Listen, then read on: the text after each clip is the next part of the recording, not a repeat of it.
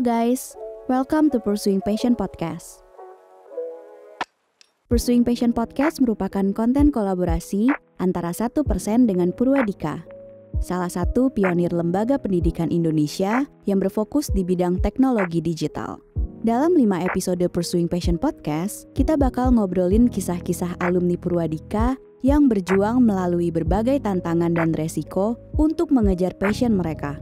Kami ingin kamu untuk bisa mendapatkan insight baru dan termotivasi agar tidak menyerah dalam mengejar passion yang kamu miliki. Episode lainnya dapat kamu lihat di playlist Pursuing Passion Podcast hanya di YouTube channel 1% Podcast. Enjoy the podcast! Halo Pak Saner, selamat datang ke Pursuing Passion Podcast, podcast kolaborasi antara 1% dan juga Purwadika Digital Technology School. Kenalin, nama gue Michelle yang bakal nemenin kalian ngobrol-ngobrol di sesi podcast kali ini. Nah, sumber kita di podcast kali ini adalah seorang software developer yang dulunya merupakan seorang audio engineer. Nah, menariknya audio engineer ini sebenarnya udah passion dia gitu loh. Tapi kenapa dia masih pursuing passion yang lain? Apakah software developer itu merupakan passion dia yang lain kah? Atau ada hal lain kah? Daripada penasaran, kita langsung kenalan aja dengan narasumber kita hari ini. Halo. Halo Michelle. Boleh langsung kenalin diri kamera ya? Oke, ya. Halo, what's up everyone? Nama gue Willy Bernardus, biasa dipanggil Willy. Gue adalah seorang software developer yang sekarang bekerja di salah satu startup di Hong Kong. Oke, berarti dipanggilnya Willy aja gitu ya? Willy aja. Kita nyantai aja mungkin yang ngobrol-ngobrol di podcast kali ini. Nah, tadi dari perkenalan udah menarik banget nih. Jadi software developer di Hong Kong gitu ya? Yeah. Nah, itu background lo gimana sih? Oke, kalau untuk background gue itu sebenarnya dulu awal kuliah adalah ambilnya audio engineer ya, gitu. Terus sudah berkarir kurang lebih 5 tahun, terus ya udah dari situ baru switching jadi software developer. Oke, nah itu benar berarti lo mengkonfirmasi gak yang tadi gue bilang kalau sebenarnya audio engineer itu udah passion lo aslinya. Itu kisahnya gimana tuh di balik itu? Oke, kisahnya cukup panjang sebenarnya. Boleh diceritain aja nggak apa-apa. Sebenarnya tahu passion apa enggak dulu dari penasaran. Dari SMP sih. Itu SMP lihat ini guru elektro kok ngatik-ngatik mixer nih pas ada band gitu kan, pensi. Ini apaan sih gitu. Nah dari situ penasaran. SMA abis itu ternyata ada mixer kecil otak-atik gitu. Dan mau kuliah waktu itu bingung kuliah apa ya gitu, pengen kuliah sesuatu yang beda dari orang lain gitu, yang totally beda lah pokoknya. Dan memang audio itu ada hubungannya sama musik gitu, bisa dibilang kan audio itu teknikalnya kan, teknisnya, musik itu artnya, kayak gitu. Nah baru dari situ lulus SMA ambil kuliah audio, jadi seperti itu perjalanannya. Kalau dibilang passion, tahu passionnya pas ternyata kuliah gitu, ternyata asik juga ya gitu. Oke. Jadi gitu. Tahu passionnya tuh sambil berjalan sambil gitu berjalan ya. Benar. Dan emang dari awal suka musik, jadi ya udah ke teknikalnya juga yaitu audio gitu ya. Iya benar kayak gitu. Oke. Terus awalnya kenapa tuh bisa dari audio yang maksudnya dengan lo berjalan kuliah kan lo nemuin nih kalau ternyata gue passion juga ya di sini. Tapi kok awal mulanya kenapa sih tetap switching karir gitu ke bidang yang lain? Oke, kalau awal mulanya itu sebenarnya mungkin karena gue tuh orangnya senang belajar, bisa gue bilang gitu. Jadi pengen terus belajar sesuatu yang baru. Awal mula banget itu waktu sore-sore itu pulang dari kantor tuh. Gue tuh orangnya senang denger podcast gitu. Biar killing time lah, lagi macet kan, daripada belajar apa-apa, denger podcast. Dengerlah sebuah podcast, waktu itu judulnya Restarting Karir di umur 19 dan 25. Kebetulan umur gua waktu itu 26. Jadi kayak beda setahun nih, masih bisa gitu, masih masuk lah gitu. Dengerin, nah dari situ baru kebuka software developer. Kayak gitu, di situ awal mulanya. Oke, berarti kayak sebelum itu belum tahu tentang software developer sama sekali. Sebelum itu sebenarnya tahu, cuman kayak masih ngablu aja gitu, ngawang nih apa. Oke. Dulu ada teman yang coder, dia bikin website, cuman dulu masih bingung bedanya web developer, web designer tuh apa. Dia jelasin juga, saya juga iya ya, cuman nggak tahu apaan tuh gitu. Ngawang gitu Masih ya ngawang. penjelasannya. Betul. Oke. Terus dari podcast itu baru kebuka tentang software developer itu apa gitu-gitu. Iya benar, dari podcast itu kebuka, baru tahu tuh tentang ada Purwodika, baru dari situ searching semuanya, saya research kayak gitu. Oke, tadi kan berarti awal mulanya dari yang podcast itu. Nah sekarang kalau ngomongin alasan terkuatnya, apa sih alasan terkuat yang akhirnya ngedorong lo buat terjun bener-bener ke dunia software developer? Oke, alasan terkuat. Jadi untuk alasan ini ada beberapa sih bisa dibilang alasannya. Jadi nggak kayak cuma satu terus. Tapi tetap berangkat tadi dari purpose ya. Cuman ada banyak triggernya. Triggernya yang pertama itu kan tadi awal mula udah. Oh ini software developer nih, apa nih gitu. Terus di tahun yang sama waktu itu 2020 gue tuh dengar pidato Pak Jokowi, kita butuh lebih banyak lagi content creator, product designer, software developer. Itu disebut wah berarti betapa pentingnya nih si software developer gitu buat Indonesia at that time. Pak Jokowi bilang gitu, itu satu tuh. Nah terus berikutnya kalau Michelle perhatiin ya, dulu sebenarnya bukan dulu sih, bukan di tahun 2020 doang, tapi dulu kalau Michelle tahu Bill Gates itu selama 20 tahun lebih itu jadi orang terkaya nomor 1 dunia. Oke. Ya kan. Nah yang dilakukan apa? Tentang software, gitu, tentang tech.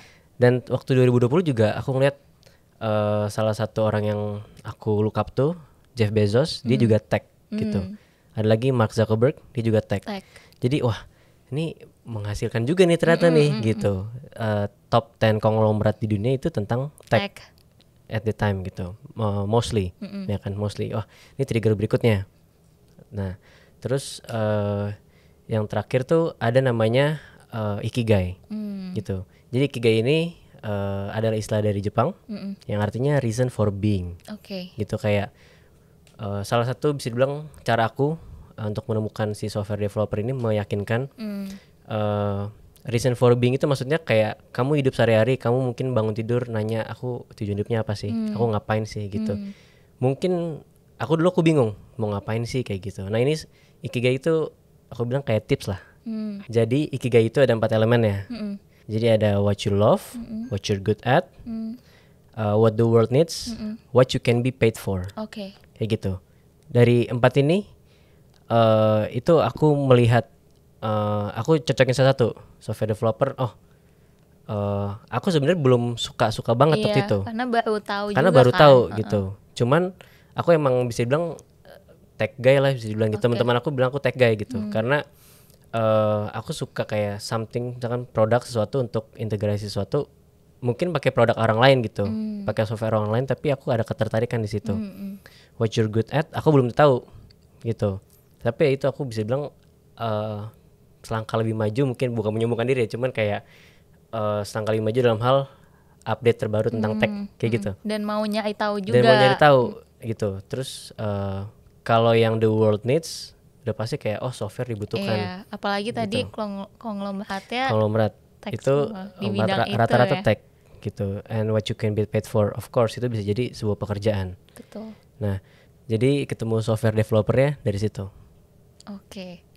Berarti emang lo tuh nemunya seiring dicoba dulu gitu ya. Step 1-nya dicoba dulu. Betul. Terus baru pas dijalanin tuh ketemu purpose-nya itu gitu ya. I see. Oke.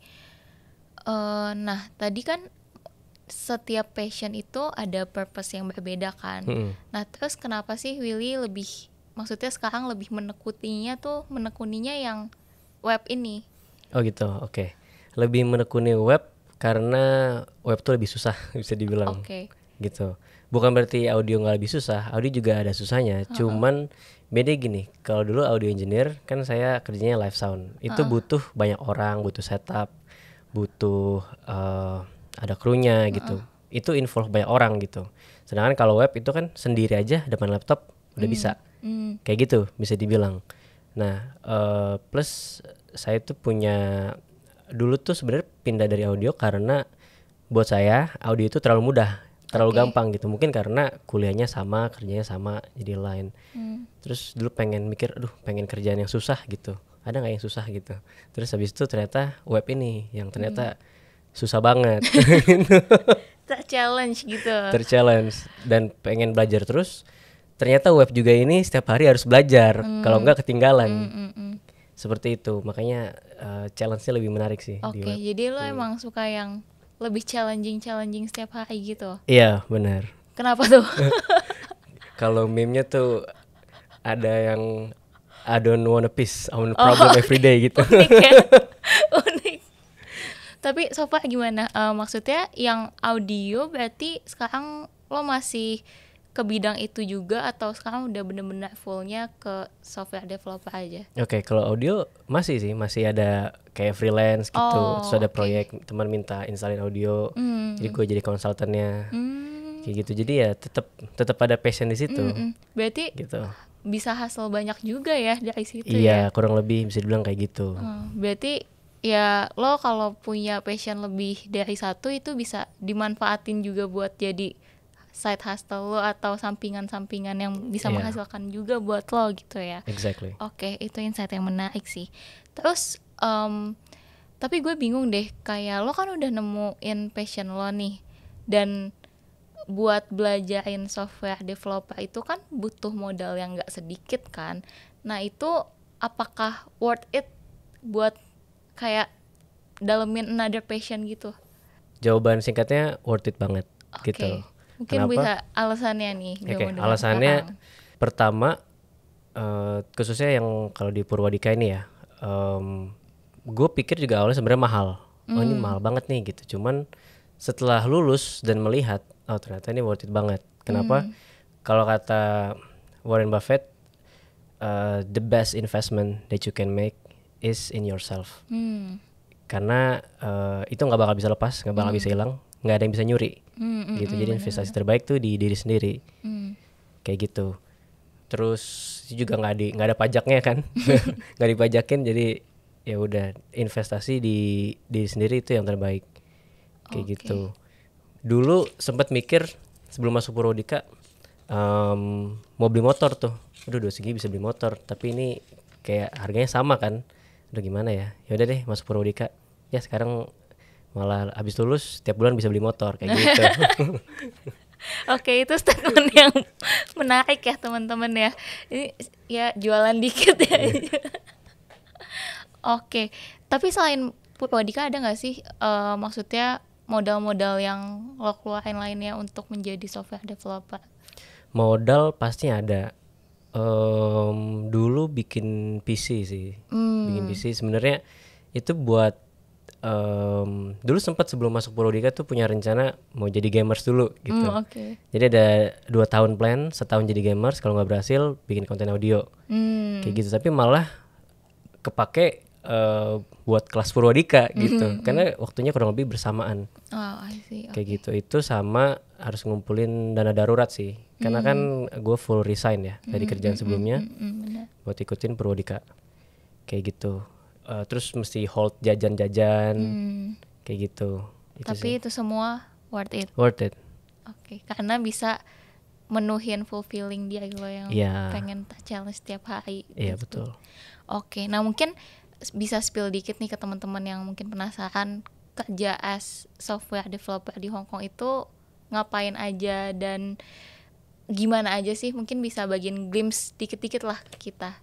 Kalau untuk kerjaan gue di Hong Kong itu yang sebelumnya kerjaan pertama gue itu software developer, itu startup bergerak di bidang health tech, insurtech. Jadi kita B2B, kita bikin software buat health department, buat rumah sakit, laboratorium kayak gitu.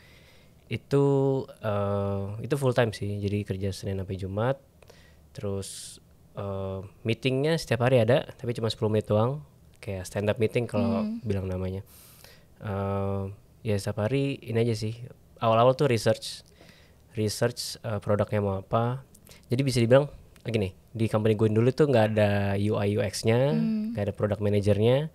Kalau bosnya tuh percaya seorang, dalam hal ini front end developer tuh product manager terbaik gitu. oke. Jadi research sendiri, desainnya sendiri kayak gitu, ya udah baru kita implementasi di code. Kayak Itu gitu. waktunya berarti ngikutin waktu sana atau? Waktunya bisa tentuin sendiri. Oh gitu. sebenarnya. Kalau Tapi meeting-meetingnya? kalau ada tapinya harus ada jam tabrakannya. Kan ada yang dari India juga sama dari Filipina. Jadi kita mesti cari jam yang tabrakan. At least 4 jam sehari ada tabrakannya.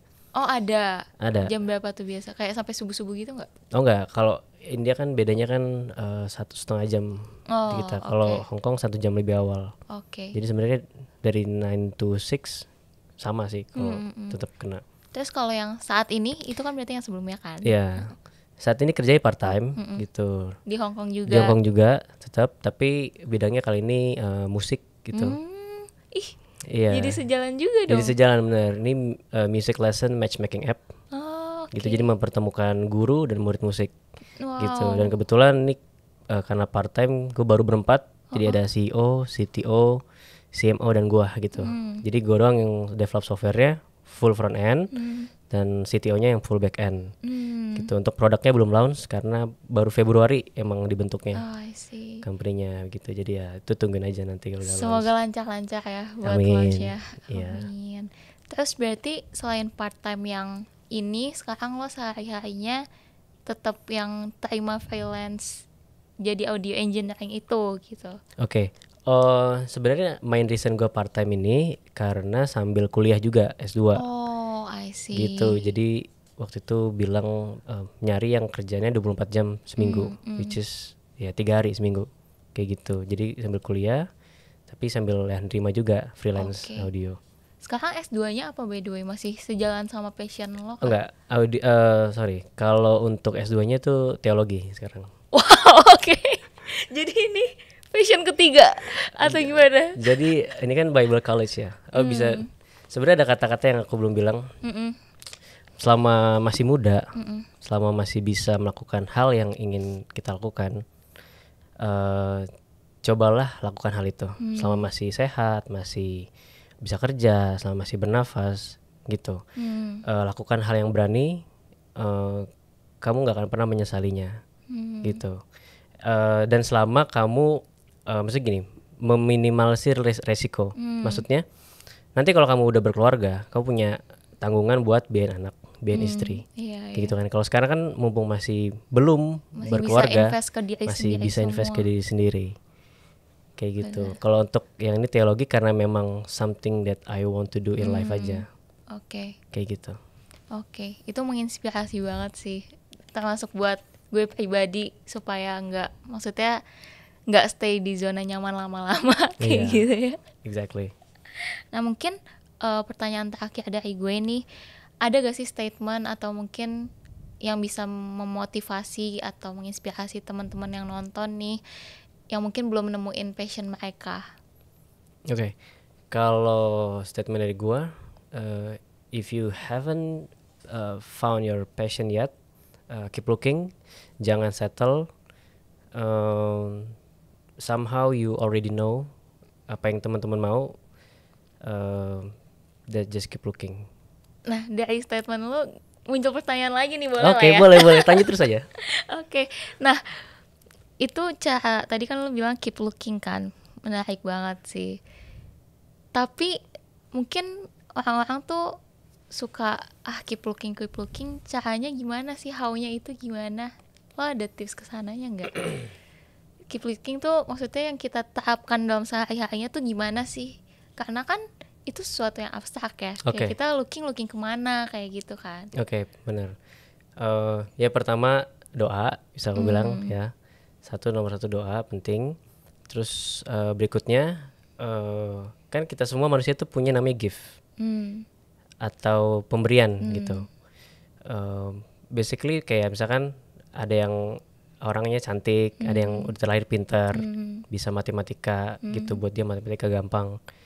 Nah, buat saya jangan bangga dengan gift kalian satu, karena itu pemberian gitu. Oke. Nah, cara nyarinya lihat dari gift itu dulu, apa yang bisa kalian lakukan dengan gift tersebut. Gitu, misalnya kalian pintar matematika, coba kalian gali lagi apa yang menjadi something that is fulfilling gitu buat kalian di masa depan. ya dengan research sekarang Google gampang kan. Misalkan matematika bisa jadi apa? Oh, bisa jadi AI engineer, bisa apa? Okay. Pikirin juga berikutnya hal yang bisa berguna bagi banyak orang. Gitu, karena kalau berguna bagi diri sendiri buat apa? Gitu. Jadi dari diri sendiri baru ke orang lain gimana? Oke, itu tips yang bagus banget sih. Gue dengarnya juga langsung yang kayak ngena gitu loh. Semoga kalian yang nonton juga kena ya sama statement ini. Semoga bisa menginspirasi, bisa lebih memotivasi lagi buat kalian nemu purpose atau passion dalam kehidupan kalian. Oke, nah pertanyaan tadi mungkin menutup sesi podcast kali ini nih. Thank you banget ya Will udah bersedia buat ngisi podcast ini. Oke teman-teman, itu dia tadi sesi podcast kita kali ini. Jangan lupa like dan share video ini kalau kalian ngerasa video ini bermanfaat. Dan kalian juga bisa ninggalin komentar, opini, ataupun insight-insight baru di kolom komentar. Nantikan juga episode Pursuing Passion Podcast lainnya hanya di channel YouTube 1% Podcast. See you!